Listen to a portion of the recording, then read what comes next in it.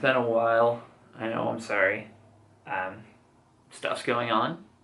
We'll talk more about that one later. But, so I wanted to do kind of a year in review of the James Dragonslayer, because I've had some people asking me about it, and what I think after having ridden it for a year-ish, minus when I was broken.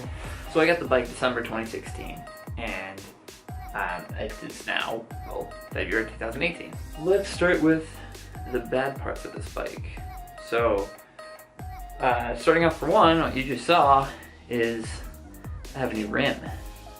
This is the original rim. Now, if we take a look here, right around this nipple hole, it started to crack and pull the aluminum through.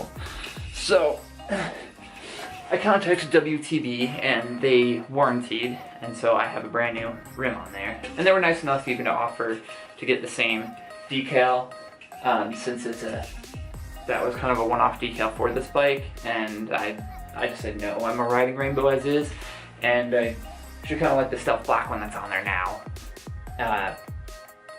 And from talking to people at the bike shop, this is a very uncommon issue. The only time they've heard of someone having issues with a scraper rim is after they have put severe dents into the rim itself. Now, I ride pretty rocky trails, and I try to be a bit careful about that, so I can ride, you know, like 15 or a little bit more PSI in the back if I wanted to, but I tend to ride 18 to 20 being on such rocky trails to prevent any sort of rim strike.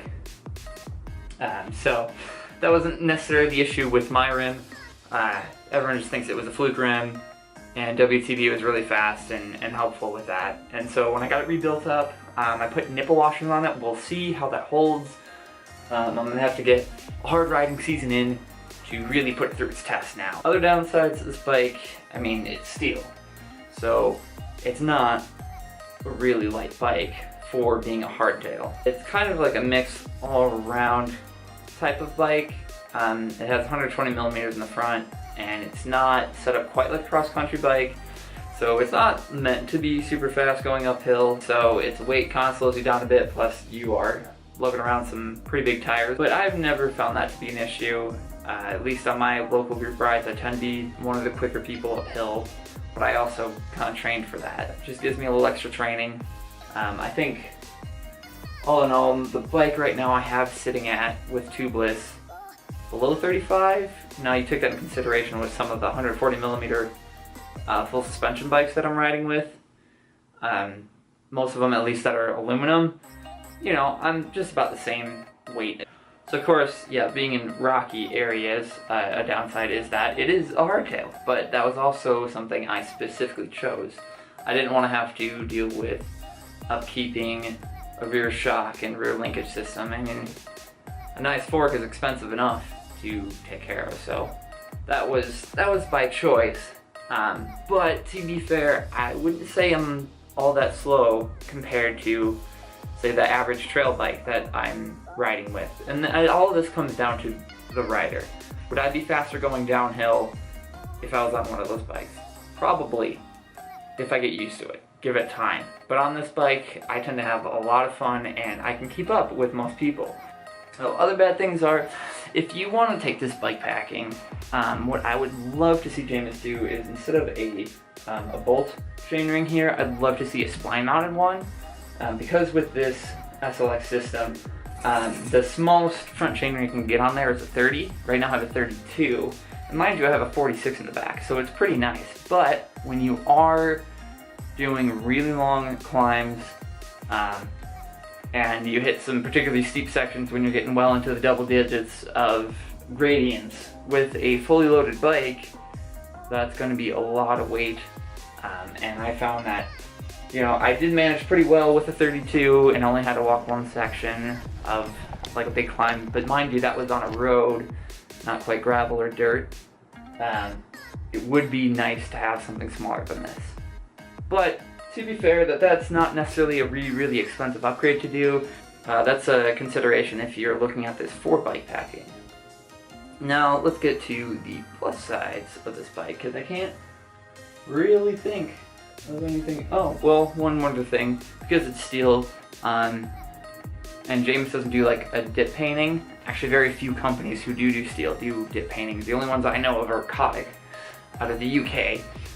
So you do need to do like an anti-rust in there. I just use linseed oil, but there's tons of other methods that work. Mind you, I live in a pretty dry climate. I've only gotten a few snowy, wet rides in, so I don't have to do it every year. But if you live in a wet climate, that is something to consider with getting a steel bike. Then, on to the positives. The positive things about this bike, I mean, it's a plus bike. It's a heck of a lot of fun. I find it, the geometry tend to be a pretty good all-around mountain bike, so I could go downhill, uphill, quite comfortably without feeling like the bike's really out of place. Only a few times I felt like, yeah, I'm doing really crazy stuff. This is not necessarily the bike for it. Oh my god. One thing I do really like, it does come with a drop C post.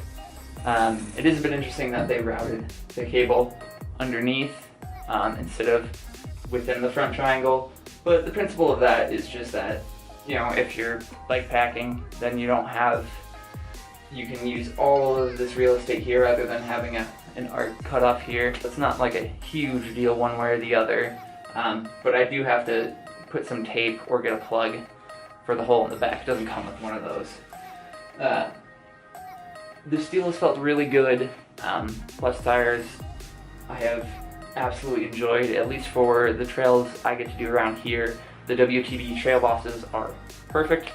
I haven't tried many other tires in the plus tire category, but that's because I don't think I need them for what I'm doing. For normal trail riding, the gear ratio of 32 and the 11 to 46 is everything I need. Brakes are really good. I think I have 180 up front, 160 in the back, and have not had any issues with them. I've only replaced the front pads once. I did switch out handlebar grips. I like an ergo type of shape, one that gives a little bit more support of the palm on the far end. If I could do one thing to change this bike right now, is definitely get an MRP ramp control. I haven't messed with the tokens in the Fox Factory fork. That's just all up to time when I have the money to spend on that type of part. So I would say all around, who is this bike pinned for? To me, it's a good kind of all-around bike. I call it the poor man's fat bike because it has 3-inch wide tires. So because of the plus tires, I find it's pretty comparable as just kind of an all-trail bike. It's not necessarily a cross-country machine, but I wouldn't not do a cross-country race on this. It's more of just a bike to go have fun with.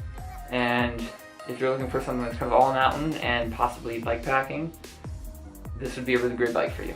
And if you have any questions about the bike, please let me know, and I'll try to answer them as soon as possible. Until next time.